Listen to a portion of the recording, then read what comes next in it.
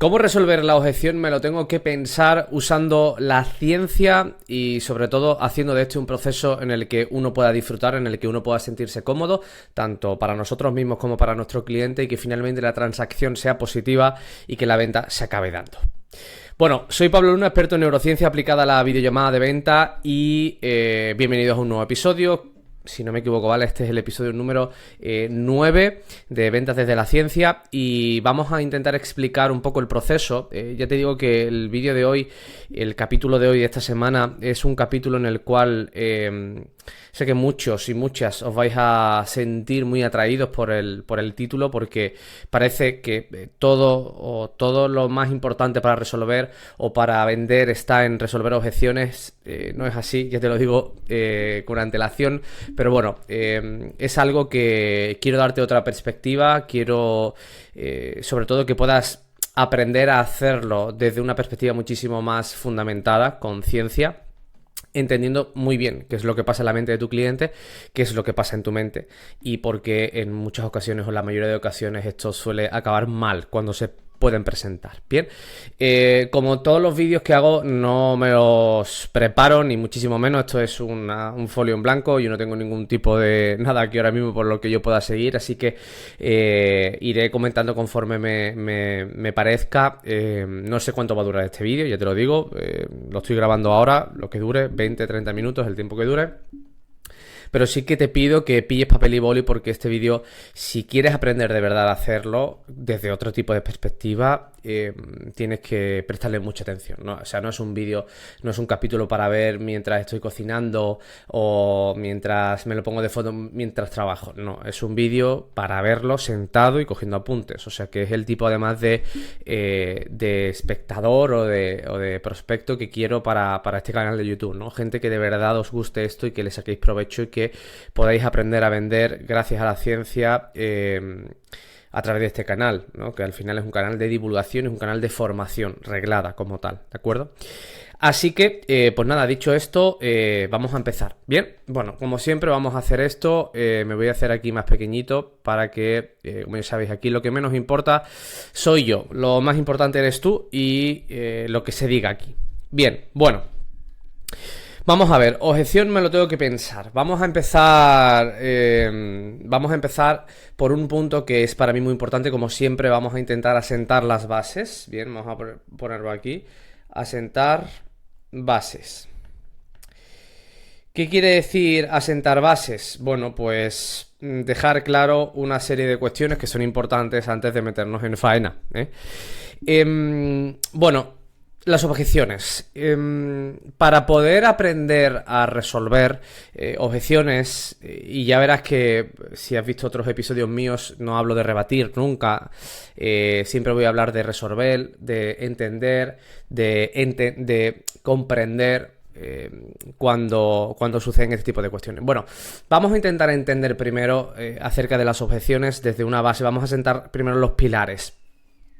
Cuando hablamos de objeción, si tú buscas en la red objeción, vamos a lo podemos mirar desde una perspectiva en la cual hay algún tipo de dificultad a la hora de proceder, a la hora de tomar una decisión, por ejemplo. Bien, objeción como tal, ¿de acuerdo? En una videollamada de venta, centrándonos ya en el hecho, en nuestro nicho, en lo que estamos tocando aquí, o en una llamada o en un prospecto presencial, cuando hablamos de objeción vamos a intentar siempre hablarlo desde una perspectiva real, desde lo que es originariamente, ¿bien? Entonces siempre vamos a distinguir entre tres cosas importantes, entre un obstáculo, una excusa y una duda. Primero, antes de meternos de lleno con la objeción y su resolución, vamos a sentar primero las bases. Bueno, cuando hablamos de objeción, normalmente ya he dicho en capítulos anteriores que se suele, hacer mucho maltrato, ¿no?, del término, porque se dicen desde muchas cosas, desde aprende a que tu cliente no te ponga más excusa con ninguna objeción y venga. hay que entender verdaderamente que es una objeción para darle la connotación que tiene, ¿no? Y por lo tanto una objeción nunca puede tratarse desde una objeción, desde una connotación negativa. Es decir, nunca me podría molestar una objeción o nunca me podría frustrar por una objeción y nunca podría ponerme en contra de un cliente por una objeción, o sea, porque realmente es algo absolutamente natural y lo vamos a ver. Entonces, hay que entender y diferenciar estos 3 puntos porque normalmente dan mucho quebradero de duda. Bien, bueno, primero, la duda. ¿Qué es una duda? Cuando hablamos de dudas, nosotros en videollamada o en una llamada hablamos de dudas residuales, es decir, todo aquello que no me haya quedado claro, ¿de acuerdo? Vamos a poner por aquí, baja claridad. Aquella cuestión que no me haya quedado clara, normalmente desde una perspectiva desde el que hay aquí para mí, desde el que me llevo yo, ¿de acuerdo?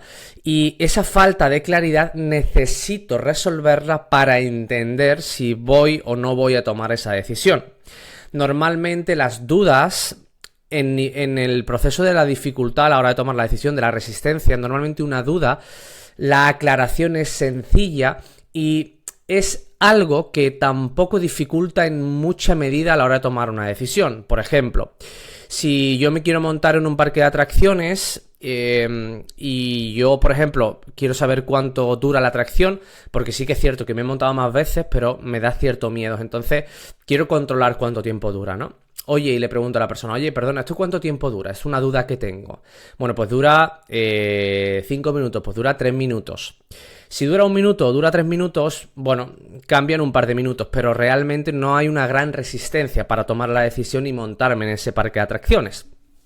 Bien, entonces normalmente la entendemos que son procesos de baja claridad que necesitan una fácil resolución, entre comillas, y que no afectan tanto a la hora de tomar la decisión. Bien, porque hay otras cosas que afectan más.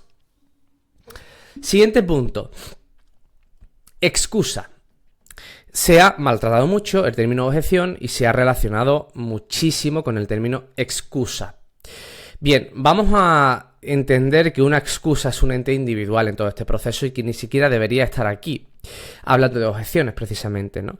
Una excusa, mira, yo quiero que entiendas, vamos a poner un muñequito aquí y otro muñequito aquí, ¿bien? Este muñequito quiere conocer a este muñequito, pero hay un muro. ¿De acuerdo? Hay un muro. Bien, este muro impide que estos dos muñequitos se conozcan. Este muro lo ha puesto este que tenemos aquí. ¿Para qué? Para impedir que nos conozcamos. ¿Por qué? Bueno, el motivo no lo sabemos. Lo que sabemos es que he puesto un muro. Es que he puesto algo que no es real con el fin de no proceder a tomar la decisión de conocernos. Otro ejemplo, si yo voy a montarme en un parque de atracciones y a mí me dan miedo las alturas, si en vez de decirte y reconocerte que me dan miedo las alturas, te digo que me duele la cabeza. Bien, entonces es cualquier tipo de muro que se interponga, digo muro, para que realmente lo entiendas así. Porque no sé si tendrás pareja, pero bueno, si tienes o has tenido... si tu pareja está en el salón y está mal, afectada, llorando por cualquier cosa y tú le dices, cariño, ¿qué te pasa? Y te dice, nada, que de verdad déjame, y tú le sigues insistiendo y dices, no, pero dímelo, y te dice, nada, que es que hoy en el trabajo me ha ido mal. Bien, ese hoy en el trabajo me ha ido mal es, en este caso, podemos ponerlo como una especie de muro. ¿Para qué? Para no afrontar la verdadera cuestión del asunto. Es decir, que está enfadada contigo porque ha pasado alguna cuestión. Pero en ese momento no le apetece contártelo, ni comentártelo, ni que lo habléis ni lo estipuléis. Simplemente quiere dejarlo pasar para hablarlo en otro momento y prefiere decirte algo que no es real. ¿Para qué? Para disuadir ese tipo de situaciones. Por tanto, cuando hablamos de excusa, normalmente se dan porque se generan situaciones de alta fricción, de alta tensión, de alto estrés o simplemente cuando no hay vínculos afectivos y la sinceridad es menor. Pero hay que intentar entender la excusa como un ente individual y que normalmente se puede evitar en la mayoría de ocasiones haciendo un buen trabajo previo. Bien, cuando ya hemos quitado el término excusa y hemos quitado el término duda, vamos por el término obstáculo barra freno. Bien, ¿qué es un obstáculo? ¿Qué es un freno? Bueno, cuando hablamos de obstáculo o freno, hablamos de, vamos a poner de nuevo la misma situación, en la cual me tiro por la tracción, por ejemplo, ¿no? A mí me dan miedo las alturas. Bien, entonces ese es mi freno que me impide tomar la decisión de montarme en el parque de atracciones. Bien, ¿por qué es un obstáculo? Porque tiene una fuerza, sobre todo emocional, muy fuerte que me impide no solo motivarme a tomar la decisión, sino poderla efectuar porque veo más riesgo. Normalmente cuando hablamos de obstáculos lo relacionamos con riesgo, con la aversión. Es decir, este obstáculo me hace entender que la decisión será fatídica, será mala, habrá más riesgo que beneficio.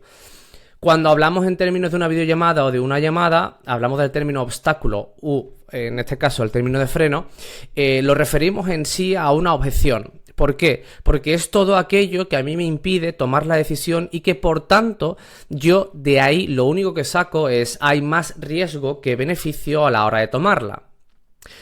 Ahora bien, es necesario que durante un proceso de una videollamada o un proceso de venta, nosotros tengamos muy claro que para entender un obstáculo o un miedo, es decir, que yo te reconozca que me dan miedo las alturas, normalmente tiene que haber, voy a poner por aquí esto, tiene que haber bastante sinceridad por parte del prospecto. Y para que haya una alta sinceridad, las personas se tienen que sentir cómodas.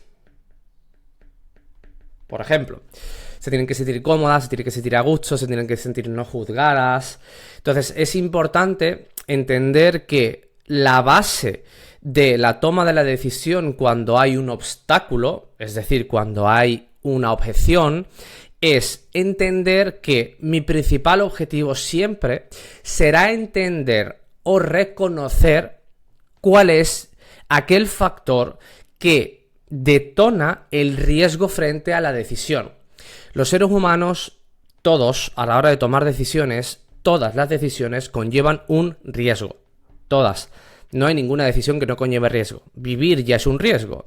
Entonces, hay que entender que ese gradiente del riesgo variará en función de lo que nosotros demos, en este caso, o de lo expuesto que esté mi vida, en este caso, a lo mejor montarme de paracaídas o tomar una decisión. No es lo mismo comprar un servicio de 50 euros que comprar un servicio de 2.000 euros, ¿no? Mientras yo más doy, mientras más pongo de mí, más puedo perder. Ese es el punto, ¿no? Tirarme un paracaídas, ¿por qué? Porque yo pongo mucho de mi vida, de mi propia vida. Comprar un servicio de 3.000 euros, ¿por qué? Porque pongo mucho de mi dinero. Todo variará en función de lo que yo ponga encima de la mesa. Mientras yo más ponga encima de la mesa y menos claro tengo que eso lo voy a retornar o simplemente voy a cumplir con las expectativas de ese push que pongo, es donde se evaluará el riesgo. Y cuando cualquier persona en el momento de tomar la decisión te dice que me lo tengo que pensar, por ejemplo, o que tengo que hacer cuentas, o que tengo que hacer cuál, es decir, propone algún tipo de impedimento, que todavía no hablamos de obstáculo, hablamos de un impedimento, significa que frente a la decisión ve más riesgo que beneficio a la hora de tomarla. Bien, entonces esto es necesario asentar primero las bases para comprender cómo resolver una objeción. En este caso hablamos del me lo tengo que pensar. Bien, vamos a poner por aquí me lo tengo que pensar. Bien, me lo tengo que pensar. Bueno, después de ver esto, esto era necesario para comprender, al final, una casa se hace no desde el tejado, sino se hace desde el suelo. Se plantan unos cimientos. Pues esto es lo mismo. De nada serviría utilizar la ciencia para explicarte cómo resolver, me lo tengo que pensar, si no te explico lo más básico de todo. Ok. Bien, entonces, me lo tengo que pensar.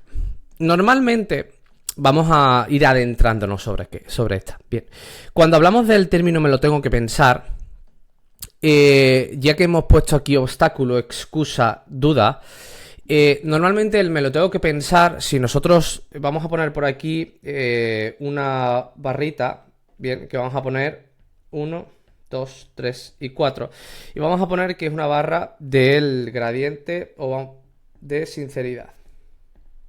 Bien, y vamos a poner por aquí 100% y aquí 0%. Bien, 100% sincero, 0% sincero. Ok, entonces, me lo tengo que pensar.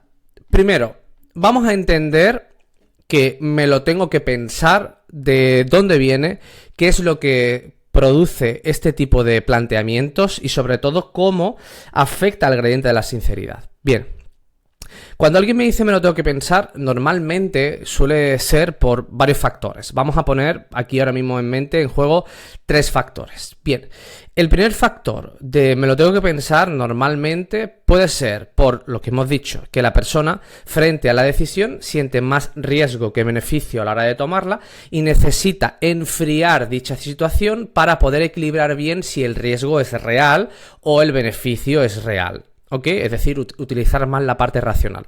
No vamos aquí a ponernos ahora científicos ni ver qué partes racionales dentro del cerebro, ni por qué suceden ni las sustancias químicas que se provocan, porque no tiene sentido en este vídeo. Bien.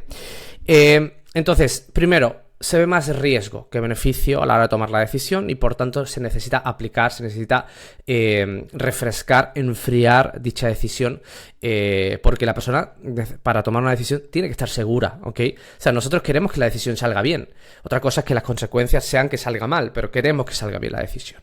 Eso por un lado.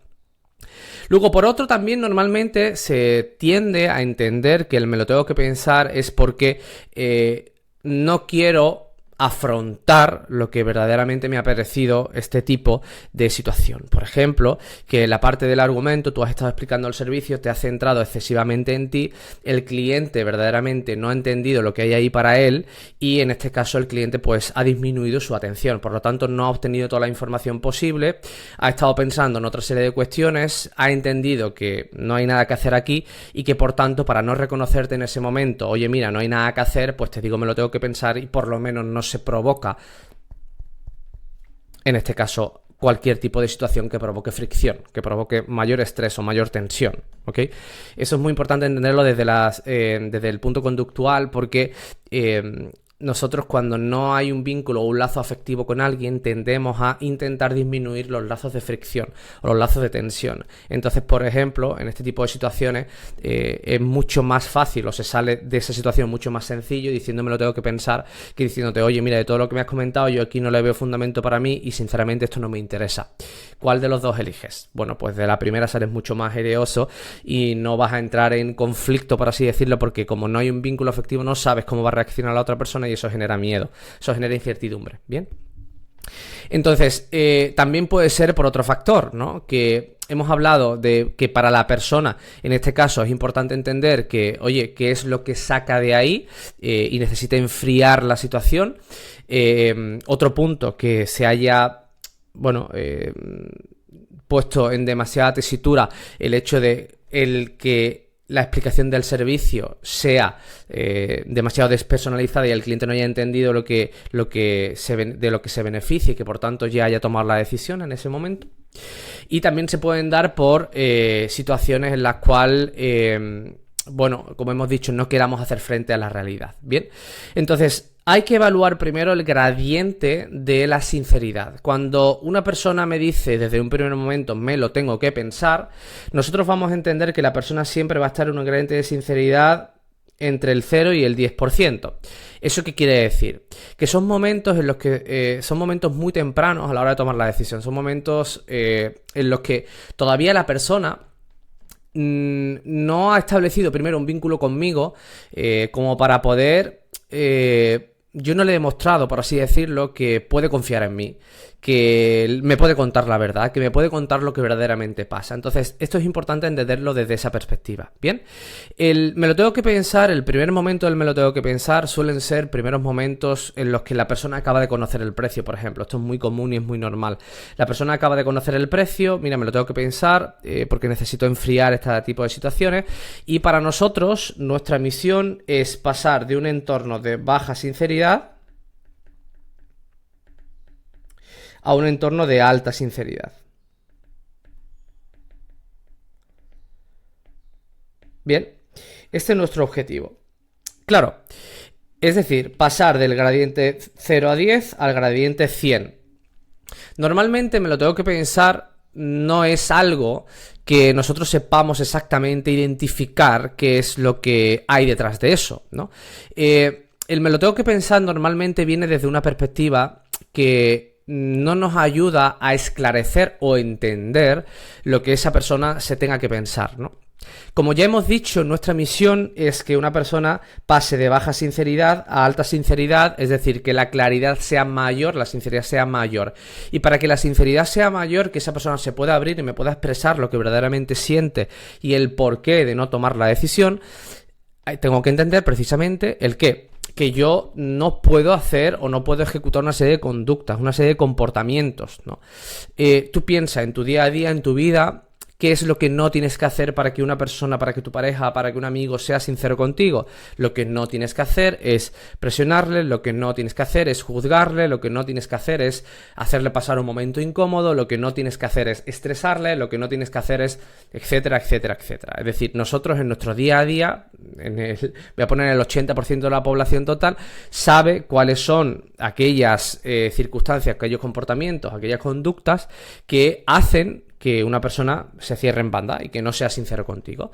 Sin embargo, cuando tú quieres que una persona sea sincera contigo, pues tú eres mucho más comprensivo, le dices que no le vas a juzgar, que se sienta cómoda, que le das cariño. Es decir, todas esas herramientas las utilizas ¿para qué? Para disminuir el grado de esa fricción, de esa tensión, de ese estrés, para que se relaje y que pueda verdaderamente contar qué es lo que pasa. Entonces aquí nuestra misión radica en eso totalmente, ¿de acuerdo? Nuestra misión radica en entender qué hay ahí, qué pasa, ¿no? Es decir, ¿dónde está el riesgo? ¿A qué se le ve el riesgo? Y entiendo que desde el principio ese obstáculo, ¿de acuerdo? No será claro. Empezará siendo una nube y se irá entendiendo la forma, ¿no? Es como si al principio hubiera mucha niebla y después se aclarara todo un poco. Entonces, el me lo tengo que pensar ya es el primer indicio para entender que hay un obstáculo, que hay un freno que tengo que entender, pero ese obstáculo yo no lo conozco todavía muy bien. No sé la forma que tiene. Está muy neblado todo y no sé, está muy nublado todo y no sé exactamente cuál es la forma que tiene. Entonces, ¿por qué? Porque estamos hablando de dosis de baja sinceridad, no hay vínculos afectivos. Es mucho mejor, ¿de acuerdo?, proponer este tipo de soluciones. Entonces, para nosotros lo ideal es subir este gradiente de la sinceridad, lo ideal para nosotros es pasar de baja sinceridad a alta sinceridad, y para eso tenemos precisamente que utilizar una serie de tácticas para ello. Entonces, este traspaso del punto 1 o el punto A al punto B va a estar marcado por mi actitud. ¿Bien? ¿Por qué va a estar marcado por mi actitud? Pues como he dicho antes, si tú quieres que tu pareja se sincere en un momento, tu amigo, tu padre o quien sea, depende de cómo sea tu actitud, esa persona va a entender que se ha generado un clímax positivo para que esa persona se pueda sincerar y entender qué es lo que está pasando ahí. Como hemos dicho antes, esto lo vamos a simular como si fuera una neblina. Voy a buscar por aquí el gris, ¿de acuerdo? Vamos a poner por aquí como si estuviera todo nublado. Voy a poner esto un poquito más ancho por aquí. Bien, vamos a imaginar que esto está todo nublado y que detrás nosotros vemos, ¿vale? Nosotros vemos detrás una figura. Esta figura al principio, bien, al principio está difuminada. No sabemos exactamente qué es, ¿no? Esto sería me lo tengo que pensar. Y esto es exactamente el problema, ¿no? Es decir, donde está el riesgo. Este es el riesgo. Claro, esto que nosotros vemos aquí es un proceso totalmente natural, ¿de acuerdo? Que se da conductualmente en comunicación. Cuando, ya he puesto muchas veces este ejemplo, cuando yo voy a una peluquería por primera vez con alguien que no conozco y me pela y me pregunta qué tal y está mal el pelado, pues el 90% de las personas te dirán que bien, aunque esté mal.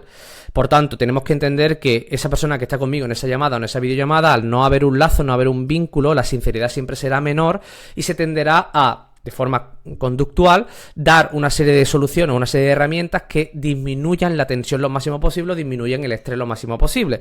Por tanto, el me lo tengo que pensar, aquí hablamos de un término que es muy genérico, es decir, no es nada específico. Cuando las cosas son tan genéricas, yo no puedo entender verdaderamente qué me pasa, ¿no? Pero cuando algo es muy específico, sí que puedo verdaderamente entender porque es acertado, está ahí, ¿no? Entonces, esto que hemos dicho aquí se basa en entender dónde está el riesgo. Y para entender dónde está el riesgo, de nuevo, lo va a determinar, como hemos dicho, mi actitud. Muy bien. Ahora, ¿cómo me tengo que comportar a la hora de solventar este tipo de situaciones? Bueno, yo cada vez que una persona me comente, me lo tengo que pensar, yo siempre voy a decirme a mí mismo varias cosas, ¿no? Lo primero es que ha habido algo o ha ocurrido algo que es mi responsabilidad que no he efectuado de una manera correcta. Han habido algunas cuestiones que durante el proceso de la videollamada, de la llamada o de la gestión de la venta yo no he tenido en cuenta, se me han escapado y que por tanto eso ha provocado que la persona entienda que hay un mayor riesgo que beneficio a la hora de tomar la decisión. Y eso es una conducta que te tienes que dar desde ya. Tienes que ser responsable de tus actos, tanto como vendas como si no. Si a alguien le ve más riesgo a la decisión que beneficio, es por tu responsabilidad. Y si esa persona, tú has hecho muy bien el proceso y aún así le ve riesgo, es que la precualificación no se ha hecho debidamente. Entonces, siempre será tu responsabilidad. Por tanto, si una persona te manifiesta, oye, me lo tengo que pensar, asume tu parte de responsabilidad. Es decir, lo último que puedes hacer para entender que tienes que pasar de un entorno de baja sinceridad a un entorno de alta sinceridad es ponerte como un orangután y intentar, en este caso, que la persona, pues, bueno, te diga lo que tú quieres que te diga, ¿no? ¿Qué sucede en la mayoría de ocasiones? Pues que normalmente cuando hay entornos de baja sinceridad y cuando una persona me manifiesta este tipo de obstáculos, para el que vende, si le han enseñado a vender de forma tóxica, por así decirlo, sí, de forma tóxica, no por así decirlo, si le han enseñado a vender de forma tóxica, para él o para ella, ese primer obstáculo será una simple excusa y que interpretará como que no está siendo sincero el prospecto o le está dando cualquier tipo de argumento que se le haya venido a la cabeza por tal de no tomar la decisión. Y claro, como cuando estamos aprendiendo a vender desde una perspectiva tóxica, todo pasa a ser gestionado por el ego. ¿Qué sucede? Que si tú tienes un problema y yo lo soluciono, me dices que estás muy mal, yo paso aquí mi tiempo intentando que tú lo soluciones y luego a la hora de tomar la decisión no lo solucionas, me has hecho perder el tiempo y no sé qué haces aquí diciéndome qué tal si lo que verdaderamente te pasa es pascual, ¿no? Entonces, cuando hay una adquisición de información de venta tóxica, se produce una mala interpretación o simplemente se produce una mala gestión de este proceso que es a través del ego. Y cuando se gestiona a través del ego, a mí me sienta mal, yo me frustro, me enfado, me parece mal lo que me diga, me cabreo y tiendo a hacer otra serie de conductas que me hacen que la persona pase a, si se ha sincerado poco, pues que se sincere todavía menos. Y eso se nota, es decir, cuando tú verdaderamente has aprendido a vender de una forma tóxica, se nota porque en el momento en el que te ponen la primera barrera o el primer obstáculo, el primer freno o aquella cuestión que para la persona simplemente entiende que hay mayor riesgo y esa persona no tiene culpa, la culpa la tienes tú, no vamos a hablar de culpa sino responsabilidad, está en todo su derecho. Entonces aquí simplemente hay que entender que siempre hay un camino por tu parte, ¿no? Y es que si tú te frustras, tú te enfadas, tú te cabreas, eso se nota, al igual que la venta huele, pues en este mismo momento igual, ¿no? Si tú te frustras, eso se nota, eso se palpa en el ambiente. Y para la otra persona precisamente será un momento muy desagradable, muy incómodo, del que nosotros hablamos de las respuestas de escape. Te dará una serie de input, una serie de señales que tú obviamente no verás porque, como hemos dicho, lo estás gestionando a través del ego, y ego también proporciona un egoísmo desmesurado, que solo te centras en ti, en la venta, en la transacción, y que verdaderamente no miras por el cliente. Lo único que estás ahí esperando es recibir la transacción, el dinero, y venga, que el cliente entre y a tomar por culo, ya aquí no hay más, ¿no? Entonces hay una descompensación, hay un desequilibrio, no se sabe por qué realmente se está vendiendo o lo que yo verdaderamente quiero transicionar de ese tipo de situaciones, ¿no? Entonces, si me frustro, si me cabreo, si me enfado, ego desmesurado, egoísmo puro y duro, me olvido de que lo más importante es mi cliente, la sinceridad de mi cliente disminuye todavía más conforme yo le voy haciendo sentir más incómodo. ¿En quién estoy pensando en toda esa transacción? En mí, únicamente en mí. Cuando una venta, el que menos importa aquí eres tú. Tú eres el que menos importa de toda esta ecuación. Lo más importante siempre es el cliente. Entonces, todo pasa desde que mi actitud, como yo enfrento ese tipo de situaciones, o cuando alguien me da un no, o cuando alguien me dice que no ve bien lo que yo estoy diciendo, cuando yo dejo de lado a mi ego y yo paso a entender qué es lo que está pasando desde un lado de, no desde el rebatir, sino desde el comprender. Cuando yo comprendo, no utilizo el ego, utilizo simplemente en este caso, pues bueno, el no saber, la curiosidad, el querer entender mejor la situación, porque quiero, en este caso, lo mejor para mi cliente, porque si tiene un problema yo lo soluciono y ve riesgo, algo está pasando que yo he hecho mal, pero siempre desde una perspectiva interna, mía, propia. Y esto es muy, muy, muy importante, que te lo digas a ti mismo, que lo sepas, que lo estudies y que te lo pongas en un post-it si es necesario. Tu actitud marcará que tu cliente se sincere, que por tanto conozcas lo que verdaderamente pasa y que luego por tanto se pueda comprender la solución. Cuando hablamos de la resolución del me lo tengo que pensar, ya hemos hablado de cómo yo entiendo cómo voy a proceder para comprender cuál es el riesgo y quitar esa neblina que es normal de este proceso. Ya hemos dicho que lo marca todo es mi actitud, que mi actitud pasará, que mi cliente pueda sentirse más cómodo conmigo, pueda sentirse más seguro, pueda sentirse más confiado y que se pueda entender mejor el proceso. Es decir, que el gradiente de la sinceridad suba. Ese es mi punto más importante. Entonces, cuando yo entiendo dónde está el riesgo que le ve el cliente tomar la decisión, y el riesgo puede ser cualquier cosa, O sea, el riesgo puede ser desde el no me he enterado de todo lo que me has dicho, desde el hay una parte del servicio que no me gusta, desde creo que ahora no es el momento, desde no confío en mí mismo. ¿Dónde está el riesgo? ¿Cuál es el riesgo? Repito, el cliente para poder comentarte cuál es su riesgo tiene que ser sincero contigo y reconocerte ciertas cosas. Cuando no hay vínculos necesitas de trabajar muy bien y por tanto tu actitud marcará todo el camino. Claro, y esa es una de las principales cuestiones, ¿no? Entonces, ¿dónde le sigue todo eso? Es muy fácil y muy sencillo. Obviamente no voy a poner por aquí el paso a paso concreto, pero sí que te voy a dar una serie de inputs para que empieces a entender verdaderamente esto.